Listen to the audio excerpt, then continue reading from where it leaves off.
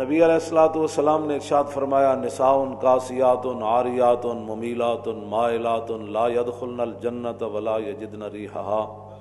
حضور نے فرمایا ایک وقت آئے گا عورتیں ہوں گی کپڑے پہنے ہوں گے ننگیاں ہوں گی۔ میرا یہ خطاب مسلمان خواتین سے ہے، اور اقبال نے بھی یہ میرے پاس کلیات پڑھی ہیں، اس نے بھی مخدرات اسلام کے ساتھ خطاب کیا، جس کے اندر اس نے کہا کہ فطرت تو جذبہ دارت بلند چشم ہوش از اسوہ زہرا مبند۔ اقبال کہتا ہے کہ اے مسلمان خاتون، مخدرات پردہ دار گھروں میں حیا دار بیٹھی ہوئی خواتین سے اقبال کا خطاب، مخدرات اسلام۔ اقبال نے بھی مخدرات اسلام کا انعام دیا ہے، تو میرا یہ جو خطاب ہے وہ بھی مخدرات اسلام سے ہی ہے۔ اگر کوئی کافرہ ہے اور زندیق ہے تو وہ اپنے کفر اپنے پاس رکھے، اور اپنا جو گندگی ہے وہ اپنے پاس رکھے۔ تو اگر کوئی آدمی صاف ستھرے روڈ پر اپنی گندگی گھر سے اٹھا کر پھیلانا چاہے تو یہ تو سرکاری طور پر بھی جرم ہے کہ وہ مسلمانوں کے روڈ گندے کرتا ہے، اپنی گندگی گھر سے اٹھا کر باہر پھینکتا ہے۔ اس کے لیے بنائے ہوئے ہیں سرکاری طور پر کہ گندگی آپ نے یہاں ڈالنی ہے، پھر یہاں سے اٹھا کر گندگی وہاں پھینک دی جائے گی۔ یہ کبھی بھی نہیں ہوا کہ کوئی آدمی اپنی گندگی لے کر بازار اور روڈوں پر پھیلاتا پھرے، دیکھو جی یہ میری گندگی کیسے ہے۔ تو ایسے بندے کو گندگی سمیت جو ہے وہ گھر کے اندر بند کر دیا جائے گا۔ ہاں کہ وہ گندگی اپنے گھر کی اس کو روڈ پر پھیلانے کی اجازت نہیں ہے۔ تو میرا بھی یہی مقصد ہے کہ اگر کوئی گندگی پھیلانا چاہتی ہیں تو وہ اپنی گندگی گھر کے اندر رکھیں، یا ان کے لیے جو گندے ڈھیر ہیں ان کو وہاں بھیج دیا جائے۔ ہاں جی، گندگی یہ پاکستان کی جو جہاں بڑے بڑے ڈھیر ہیں گندگی کے، یہاں کوڑا کرکٹ پھینکا جاتا ہے، وہاں جا کر یہ جلوس نکالیں اور وہاں جا کر کہیں کہ میرا جسم میری مرضی۔ اقبال کہتا ہے تو میدانی کہ قرات سوزے تو دیگر گوں کر تقدیر عمر را۔ اقبال کہتا ہے کہ ہم مسلمانوں کی مخدرات اسلام کو جو خطاب کہا کہ رسول اللہ نے حضرت عمر کے لیے دعا بھی مانگی، یا اللہ عمر کو اسلام دے دے۔ اور دوسری بات یہ بھی ہے کہ جب حضرت عمر اپنی ہمشیرہ کے گھر پہنچے تو آپ کی ہمشیرہ قرآن پڑھ رہی تھی۔ ہاں تو اقبال کہتا ہے تجھے پتہ ہے کہ تیرے قرآن کے تلاوت کے سوز سے عمر کی تقدیر بدل گئی۔ تو مسلمان جو عورتیں ہیں، میرا خطاب ہے ان سے، اگر کوئی گندگی پاکستان میں پھیلانا چاہتی ہیں تو وہ کسی اور جگہ چلی جائیں۔ پاکستان تو گندگی پھیلانے کے لیے نہیں بنا، پاکستان آوارہ گردی کے لیے نہیں بنا، پاکستان قرآن اور حدیث کے خلاف نعرے لگانے کے لیے نہیں بنا، پاکستان تو قرآن اور حدیث کی عظمت اور شان کے لیے بنا، اللہ اور رسول کے فرامین پر عمل کرنے کے لیے بنا، اور رسول اللہ کے دین کو تخت پر لانے کے لیے بنا، اور کسی کو گندگی بکھیرنے کی اجازت نہیں ہے۔ ہاں جی، اور یہ بھی نہیں ہے کہ جناب آپ جو ہے وہ گندگی بکھیریں ضرور لیکن گندگی کا نعرہ نہ لگائیں، یہ کیا مطلب ہے؟ یہ بھی کوئی طریقہ نہیں ہے کہ جناب مسلمان بیٹیاں جو کلمہ جنہوں نے پڑھا ہے وہ روڈوں پر ایسے ایسے کرنے کے تو بجائے وہ تو کعبے کے سامنے ایسے ایسے نہیں کر سکتی۔ مردوں کے لیے تو حکم ہے نا وہ رمل کریں، پہلوانوں کی طرح چلیں کہ ایسے ایسے کعبے کے پاس چلے، لیکن عورتوں کو تو وہاں بھی ایسے ایسے کرنے کا حکم نہیں ہے۔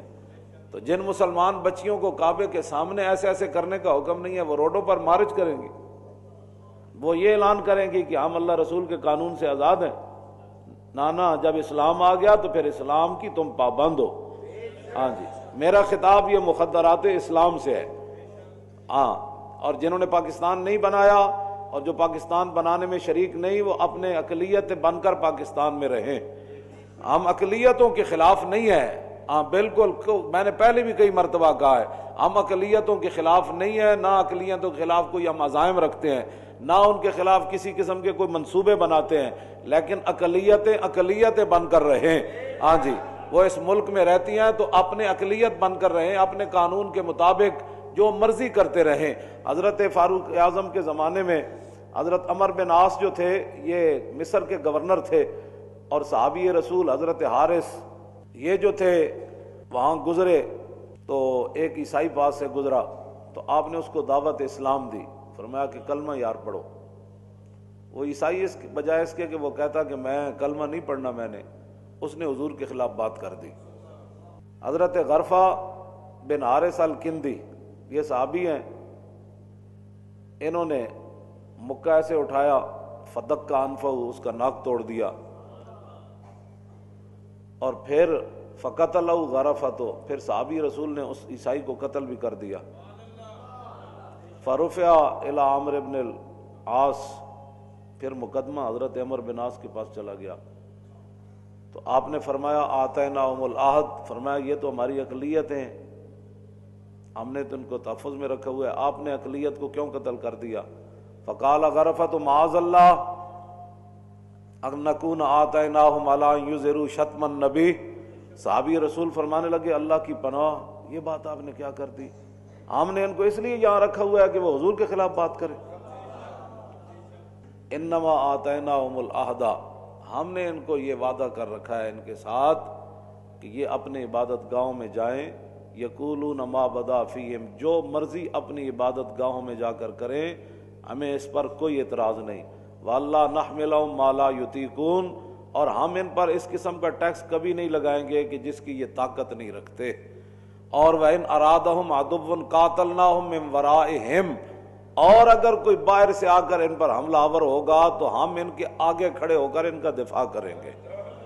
اور ہم نے ان کو یہ وعدہ دے رکھا ہے کہ اپنے احکام کے مطابق جیسے مرضی زندگیاں بسر کریں، ہاں اگر یہ چاہیں کہ ہم اللہ رسول کے حکم کے مطابق ان کے درمیان فیصلہ کریں تو پھر ہم اپنے قانون کے مطابق ان کے درمیان فیصلے کریں گے اگر یہ چاہیں۔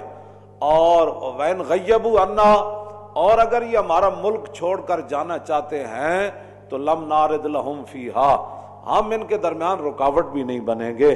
یہ ہم نے ان کو یہاں حقوق دے رکھے ہیں، اپنے چرچوں میں جائیں، اپنی عبادتوں میں کانوں میں جائیں، جو مرضی کریں، اپنے رہن سہن، اپنے کپڑے جو مرضی یہ پہنیں، اور ہمارے ملک کے اندر ان پر کوئی زیادتی کرے گا تو ہم ان کا دفاع کریں گے، یہ اپنے دستور کے مطابق زندگیاں گزاریں، اور اگر یہ ہمارا ملک چھوڑنا چاہتے ہیں تو ہم ان کو روکیں گے بھی نہیں، جدھر دل کرے چلے جائیں۔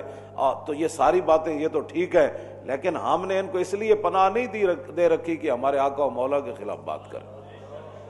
جب حضرت غرفہ بن حارث الکندی نے حضرت عمر بن عاص کے سامنے یہ گفتگو کی نا کہ آپ مجھے کیا بات کر رہے ہیں کہ ہم نے ان کو معاہدہ دے رکھا ہے، تو قال صدقت، عمر بن عاص کہنے لگے بالکل ٹھیک بات آپ نے کہی ہے۔ یہ اقلیتیں یہ سن لیں، یہ 1400 سال پہلے ان کے بارے میں یہ فیصلہ ہے کہ ہمارے ملک میں رہیں، جیسے مرضی اپنے معاملات چلائیں، اپنے مذہب کے مطابق عمل کریں، اپنے رہن سہن جیسے رسم و رواج کریں، ہمیں کسی پر کوئی اعتراض نہیں، نہ ان پر کوئی زیادتی کرے گا، لیکن ہم نے ان کو اس لیے پناہ دے کر نہیں رکھی ہوئی کہ وہ دین کا مذاق اڑائیں۔ اس لیے ہم نے ان کو پناہ نہیں دے کر رکھی ہوئی کہ ہمارے خواتین پردہ دار مسلمان عورتیں، حیادار عورتوں کو یہ غلط پٹیاں پڑھائیں کہ جسم میرا تو مرضی میری۔ ہم نے تمہیں اس لیے پناہ دے کر یہاں نہیں رکھا ہوا کہ تم قرآن و حدیث کا مذاق اڑاؤ، پردے کا مذاق اڑاؤ، نکاح کا مذاق اڑاؤ، خاندانی رسم و ہمارے روایات کا مذاق اڑاؤ، ہماری تہذیب کا تم مذاق اڑاؤ۔ 1400 سال جو مسلمان جس راستے پر چل رہے ہیں، مسلمان خواتین تم انہیں کسی اور راستے پر ڈالنا چاہتی ہو، تمہیں یہاں اس لیے نہیں رکھا ہوا۔ ہاں یہ بات یاد رہے، بالکل میں علل اعلان یہ بات کر رہا ہوں۔ ہم نے تمہیں یہاں اس لیے نہیں پناہ دے کر رکھی ہوئی، ہم نے اس لیے رکھا ہوا ہے جیسے تم اپنے مذہب کے مطابق عمل کرو، لیکن اگر تم روڈوں پر نکل کر یہ کام کرو گی نا کہ ہمارا جسم ہماری مرضی، تو اس کی اجازت تمہیں نہیں ہے، ہرگز نہیں ہے تمہیں اس کی اجازت، ہرگز نہیں ہے۔ اوپر سے لے کر نیچے تک سب سن لے، ہم کو ان کو پناہ اس لیے نہیں دے رکھی کہ یہ اسلام کے خلاف بک بک کرے، اپنے مرضی، اندر جو مرضی تم کرو، اندر تم اپنے جسم اپنی مرضیاں جیسے مرضی کرو، لیکن تم باہر نکل کر مسلمان عورتوں کو یہ بتانا چاہتی ہو کہ یہ نکاح تمہارے لیے پابندی ہے، نکاح تو سب سے بڑی ان کی عزت ہے کائنات کے اندر۔ کیسے تم کیا کرنا چاہتے ہو ملک کے اندر؟ ہم ایسے نہیں کرنے دیں گے۔ اپنی اقلیتیں بن کر رہیں، اقلیت اسلام کا مذاق مت اڑائیں۔ حضور نے فرمایا ایک وقت آئے گا عورتوں نے کپڑے پہنے ہوں گے، ننگیاں ہوں گی، نساء کاسیات عاریات، فرمایا کپڑے پائے ہوں گے، ننگیاں ہوں گی، ممیلات مائلات، حضور نے فرمایا خود بے حیا ہوں گی، اور میری امت کو بے حیائی کی طرف مائل کریں گی۔ ایسی عورتوں کے بارے میں حضور نے کیا فرمایا؟ لا يدخلن الجنت ولا یجدن ریحہا، تو حضور نے فرمایا نہ وہ جنت میں داخل ہوں گی، نہ وہ کبھی جنت کی خوشبو پا سکیں گی۔